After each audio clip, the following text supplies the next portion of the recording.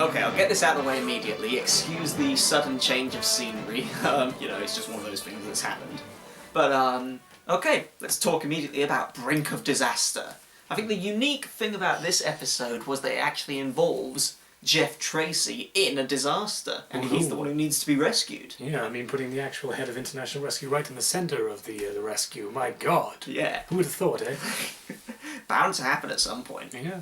But, yeah, essentially it follows this big mogul by the name of Grafton, and he's built the first electronic monorail. It's always monorails when it comes to Thunderbirds, but yeah, this is a real train enthusiasts episode, as I guess Jerry Anderson was anticipating, because there's so many images of classic railway in this. Like there's even a photograph or painting of Stephenson's rocket in the background when Jeff, Brains, and Tintin are on the monorail. I wonder how many people would have got the reference, or maybe some, grandparents watching it with their grandchildren would have been like, "Oh, I remember those."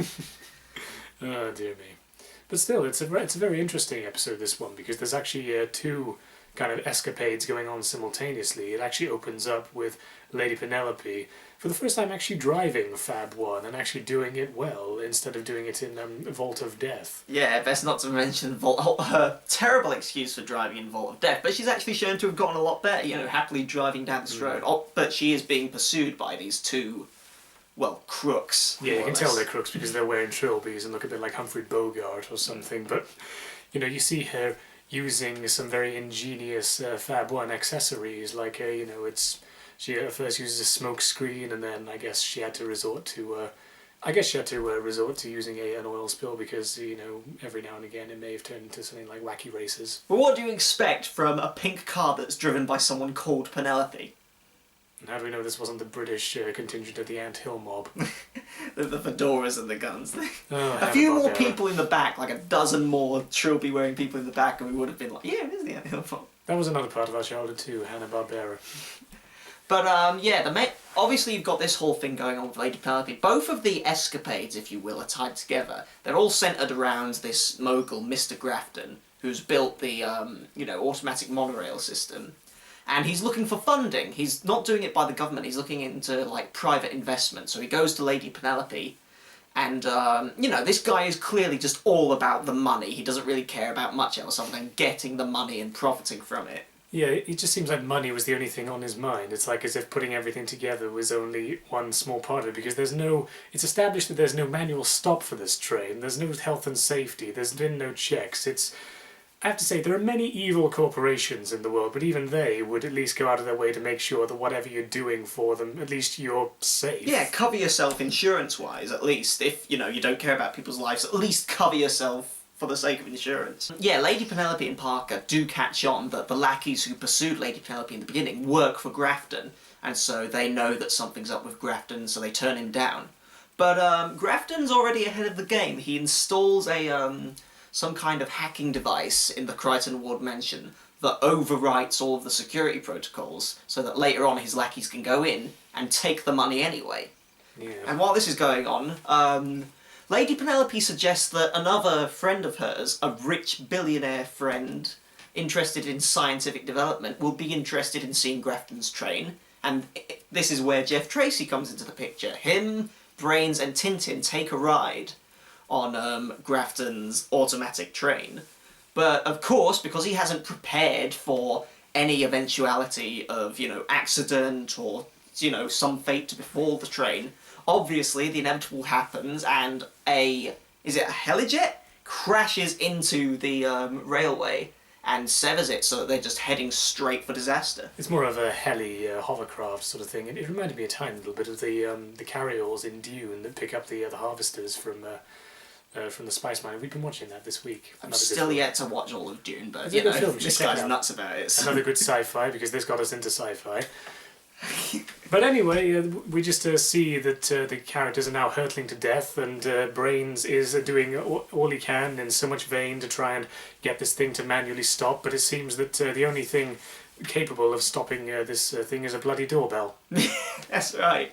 The stop button, it is a doorbell. If you look at Yeah. it quite carefully, it is essentially just one of those cheap doorbells that you can buy in somewhere like Wilkinson's. I mean, this was a very DIY, franchise because everything was made out of whatever they got. So obviously Jerry Anderson must have had a doorbell lying around the studio and thought, okay, put this in as some sort of like emergency stop button. I mean, It it's no doesn't work. wonder it doesn't stop the train. It's a doorbell. Christ's sakes. But eventually the train, once Jeff and Grafton, Tintin and Brains catch on that the railway has been severed, they do try in desperate attempts to stop the train. And they do stop it just short of going off the edge, so they're literally on the brink of disaster. And Jeff decides that he's going to call the boys, but he does it actually really, in a clever manner while Grafton's there to, distance himself and not give away that he is in fact the leader of International Rescue. So there's this great scene where he phones up John and he's like, "Hello, my name is Mr. Tracy and I need International Rescue." And John has to resist the temptation to go, "Dad?" He's like, "Okay, Tracy." Yeah, this is one of those episodes where you don't actually see the boys that much. Scott and Virgil and are only in it very, very briefly, and they're only in right near the end, and you just see John just looking as if, with this look on his face, kind of says, "Is Dad playing a trick on us?" or something. Is this a test? Is this some kind of prank call to International Rescue or something? Maybe he might have thought that initially. Maybe he's like, "Dad's testing us." Oh well. I mean, he is the god of International Rescue, so... Practically, literally the founding father. But, no, so the boys immediately shoot off, and what makes the rescue interesting is the fact that they're not saving just any innocent people, it's their father and their friends who are literally, at death's door, and they've got, there's that added pressure to the rescue. I'm really amazed that Alan wasn't in this one, because he would have been like, "Oh my god, Tintin! Tintin! She's in mortal peril, she's the damsel in distress of this episode, oh my god."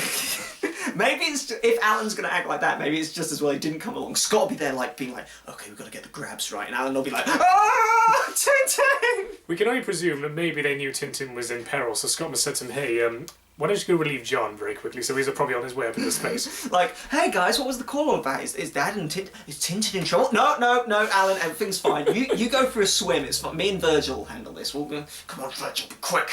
Yes. That's the A storyline. That's wrapped up quite nicely. But then you've got also, while that's going on, the continuation of the B storyline with Lady Penelope. Grafton's two men break into the Crichton Ward mansion, and the security alarms are all deactivated, so they get in fine. But luckily, Lady Penelope keeps her safe camera on a different system, so she and Parker are both alerted in the middle of the night when the two crooks break in. And Lady Penelope wakes up with a perfect head of hair, by the way. For someone who's just woken up out of bed, her hair is immaculate. It must just be the Lady Penelope thing. And Parker wakes up with his hair. Yeah, Kinda like Parker's mine, got really. Parker's got proper bed head, but Lady Penelope, it's like she just woke up from a fucking Garnier advert or something like, "Oh, Take care in your sleep." oh, I'm awake. It's morning." No, But anyway, they actually managed to try and... it looks as if that these guys have managed to get most of the job done. But then eventually you have, another pretty big shootout, really, with some emphasis on cars. I mean, you got a load of gunfire, and there's these guys being taken out with a load of shooting, and you've got this very odd couple who are armed to the teeth, and then the guys get their hands on this car with so many different accessories. I was heavily reminded of Chitty Chitty Bang Bang. it's a lot like Chitty Chitty Bang. Well, first, it's amazing how nonchalant Lady Penelope and Parker go about dispatching the crooks. They're like, "Oh, they stole the jewels. Okay, I'll get the guns," and then They're very, blow out the tyres. I mean, they even refer to her as Calamity Jane at one point. And, eventually the crooks decide, "Oh, our car's fucked, let's steal Fab 1. But Lady Penelope, she's just, what a wonderful woman. She's ready for anything. She's like, "Oh, don't worry, we can go back to bed. Here, I'll just remote control it so it goes round the roundabout until morning and makes them sick." Yeah. And then really at the end we just have this amazing scene that just goes to show the crime doesn't pay because Grafton and all his lackeys are all together in the same cell. And Grafton, ever optimistic, is still like, "When we get out of here, we'll still be making more money." And even his lackeys are they're like, "Grafton, just shut up. We're not fucking interested." Even the lackeys who were in the car were just like, "I was glad when the fucking car stopped. I was so happy to see the police." They've all taken in Jeff's wisdom. I mean, it just goes to show you that, you know, good wins because evil is dumb. That's where you're wrong, Tracy. I'm too smart. Oh, shut up. So yeah, this was a very fun episode to watch. It had some great one-liners, and we've made so many amazing references to so much amazing stuff. That's the great thing about Thunderbirds and watching it as a kid. Yeah, it's one of the more eventful episodes because you've got two separate stories going on, and each one is, you know, an interesting take on the Thunderbirds, you know, formula. You know, what would happen if someone tried to break into Lady Penelope's establishment, and what would happen if Jeff Tracy is involved in the accident. We also noticed at the beginning that Crichton Ward Manor looks a little bit like the White House or the Parthenon. Yeah, with it's got these pillars going up the top. It's even got like, it literally looks like, you know, Frank Underwood could live there or something. Someone like that. But yeah, this was another very typically British episode with a lot of good British etymologies to it, or stereotypes. So it's one that we thoroughly enjoyed and our parents would have thoroughly enjoyed too. Yeah, it was great. And of course, you know, monorails, you always win there. Yes, monorail. But stick around, we'll have the next episode out to you very, very soon. FAB. FAB.